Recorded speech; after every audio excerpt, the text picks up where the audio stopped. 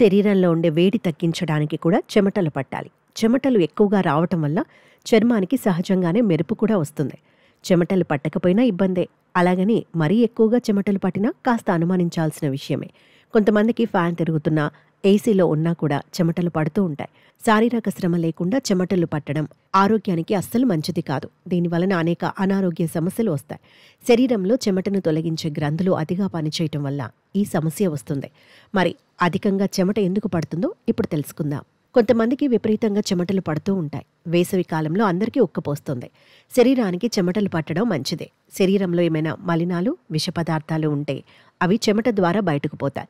శరీరంలో ఉండే వేడి తగ్గించటానికి కూడా చెమటలు పట్టాలి. చెమటలు ఎక్కువగా రావటం వల్ల చర్మానికి సహజంగానే మెరుపు కూడా వస్తుంది. చెమటలు పట్టకపోయినా ఇబ్బందే. అలాగని మరీ ఎక్కువగా చెమటలు పట్టినా కాస్త అనుమానించాల్సిన విషయమే. మీకు అధికంగా చెమట పడితే హైపర్ హైడ్రోసిస్ ఉందని చెప్పొచ్చు. దుర్వాసనతో కూడిన చెమట పడుతుంది. చెమట బాగా చెడు వాసన వస్తుంది. దీనికి తోడు బ్యాక్టీరియా తోడైతే మరింత దుర్గంధభరితం అవుతుంది. కాబట్టి వెంటనే వైద్యుల్ని సంప్రదించాలి. ఏం చేయాలి? ఈ చెమట సమస్యను అధిగమించాలంటే ఎక్కువసార్లు స్నానం చేస్తూ ఉండాలి. దీనివలన ఫ్రెష్గా ఉన్న ఫీలింగ్ వస్తుంది. వదులుగా ఉండే దుస్తులను ధరించాలి.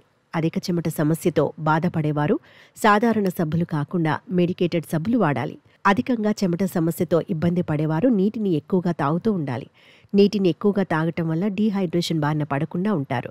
బాడీ కూడా హైడ్రేటెడ్గా ఉంటుంది. అధిక చెమట తగ్గాలంటే ధనియాల నీరు ఎంతో చక్కగా పనిచేస్తుంది.